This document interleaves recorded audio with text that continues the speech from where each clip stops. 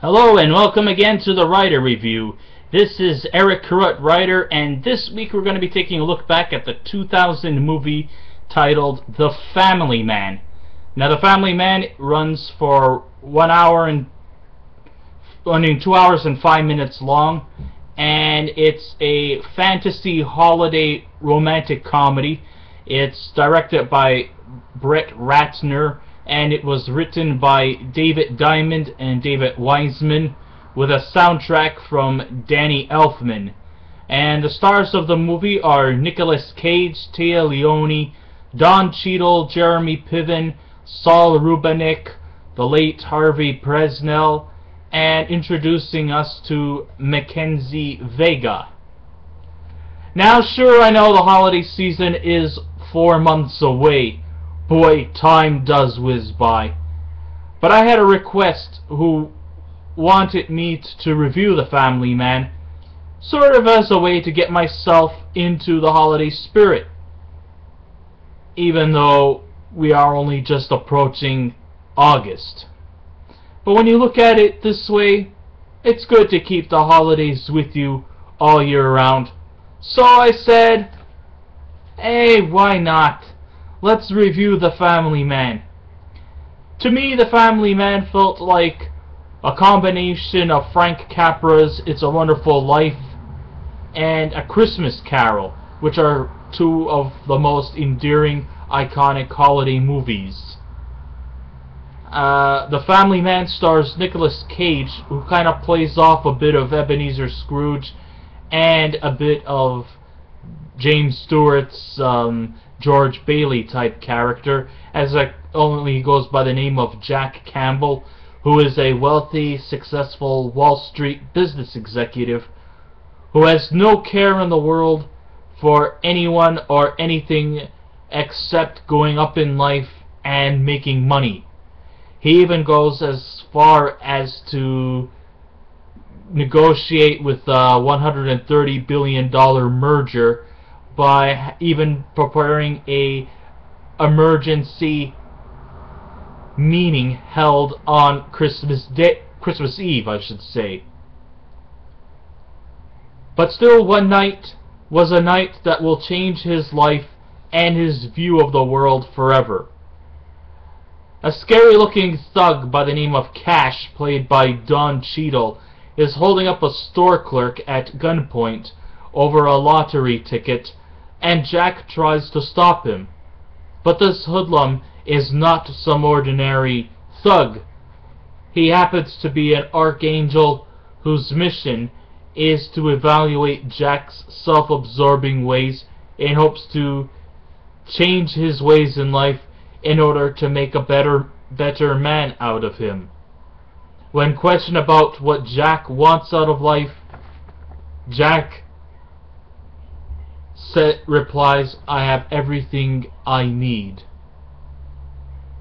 So then the next morning Jack wakes up, and he is not the bigwig tycoon. He's now living a more humble life, living in the suburbs in New Jersey.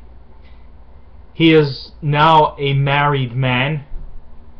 He's got 2 kids, a beautiful wife named Kate Reynolds, played by Leoni, who was at one time his college sweetheart before he made the decision as to where he wants to go in life, whether he wants to live his life with Kate or to go on an internship to London, England to jumpstart his business career.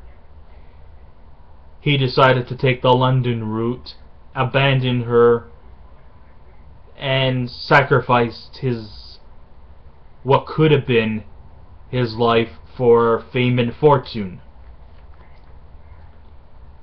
Okay, so now he's got 2 adorable kids, and his wife, of course, is an old flame that he abandoned to go on his greedy, self-centered path to success.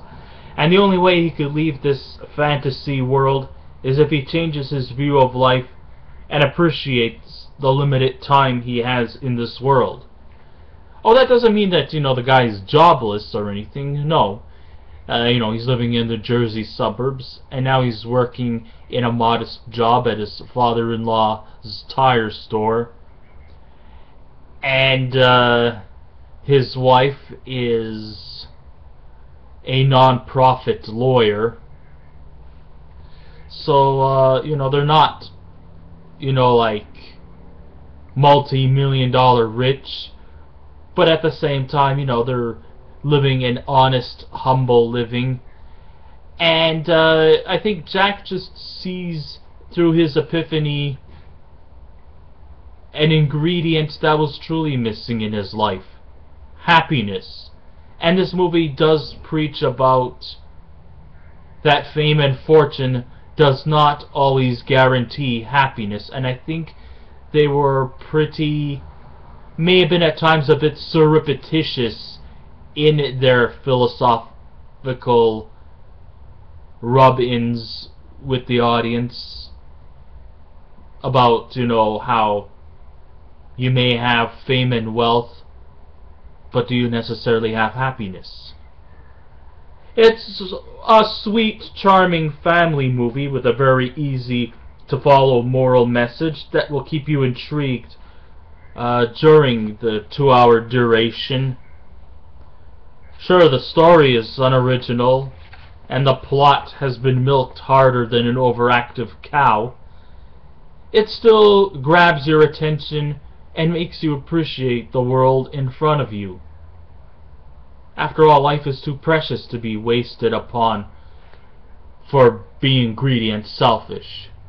And, it deals with such intellectual topics involving love, family values, making life decisions, whether good or bad. And even though the story is unoriginal, it's still intriguing, but it's the performances that are the most enjoyable. And a candy-coated charm makes this movie one of the more engaging holiday movies that everyone of all ages can enjoy.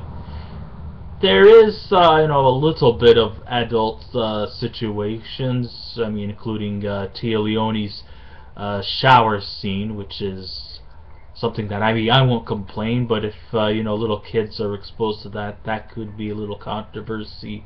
And, store clerk being held up by Don Cheadle could also be a little bit frightening. But, those are just some little mild details that may not necessarily make this movie an overall kid-friendly movie. I would say it's kind of like a mild PG. So, those are just some things that you should just take into precautions if you wish to have your kids see this movie. Let's see, the movie requires you to sort of open your heart and your mind at the same time. And under the direction of Brett Ratner, the family man is entertaining and will at the same time lift one's spirits. If there is a weakness to this movie, it's probably the way it wraps things up. I was expecting to have a more pleasant Christmas fantasy ending, and in the end I was kind of a bit left unsatisfied. At first, throughout most of the movie I thought this was going to be, a little more kid-friendly, especially near the end, where I was expecting to see maybe some kind of intriguing holiday spirit type ending, which eventually ended up becoming a formulaic, generic romantic comedy ending. And I believe the ending sort of was what failed to deliver. But from that point on. But it didn't really dapper my spirits completely.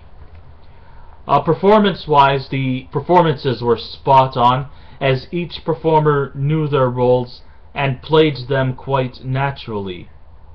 Nicolas Cage was quite convincing in one of his more warmer performances to date, as the selfish at first Jack, but as he progressively starts to become adjusted into his new alternate universe, and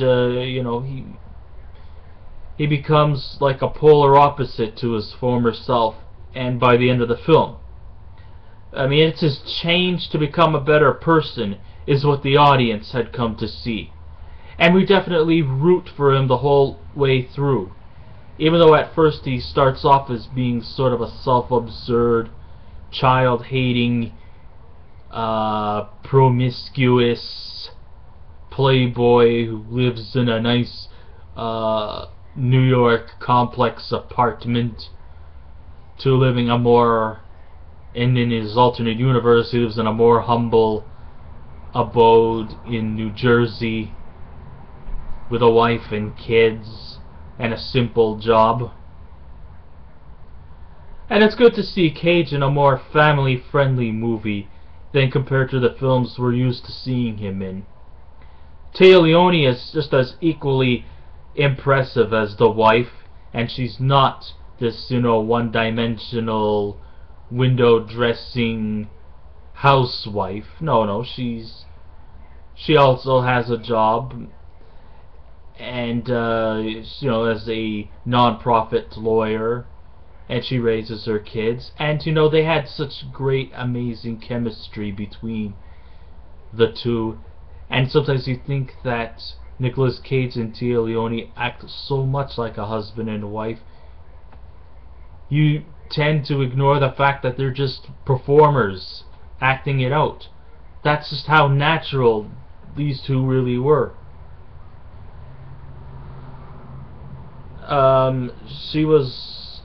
She also reveals near the end that she kind of had a bit of a dream sequence of what she would be like living with him. And she also, 13 years ago, reveals that she also decided to choose her career over a relationship with Jack, and she became a very successful, wealthy lawyer. Don Cheadle, he has very limited screen time, but through his limited screen time, he makes the most out of it as an angel trying to transform this self-absorbed individual into a more better understanding guy who should appreciate, that there's more to life outside the office, outside Wall Street, and to take advantage of the resources from outside his cubicle. Jeremy Piven is also very good here, but his screen time is quite limited. But overall, the cast was truly amazing, but the truly delightful performance was by little Mackenzie Vega as Jack and Kate's daughter, Annie. She was just completely adorable, and she definitely had a bright future ahead. It's just too bad she never really got the star quality like kid actors who are about her age now. She's still kind of like stuck in the shadows of Dakota Fanning and Abigail Breslin, but I thought she was just adorable as the precocious daughter to Jack and Kate. So although the movie's a bit long in length and the ending dragged on a bit, only to end with unsatisfying results, the final product really had no ending at all, so that's where the big weakness came. Aside from that major flaw, I can see an engaging film that's charming and surely a nice addition to the holiday pleasures for the family to enjoy, while it delivers a positive message that we can all learn from. If I was to give this movie a scale out of 10, I would give it maybe a 7. because it does lift your spirits, and it makes you enjoy the better qualities of life, and that life does not always have to center around fame, fortune, and that happiness is what really matters the most. And if you can't find happiness, then you've never really discovered your true self. So I think that's kind of ends my writer review. Thank you so much for listening. Remember, please try. I like to hear from you guys. Be polite, be courteous, and I'll come back again next week with another movie review. Thank you so much, and take care of yourselves.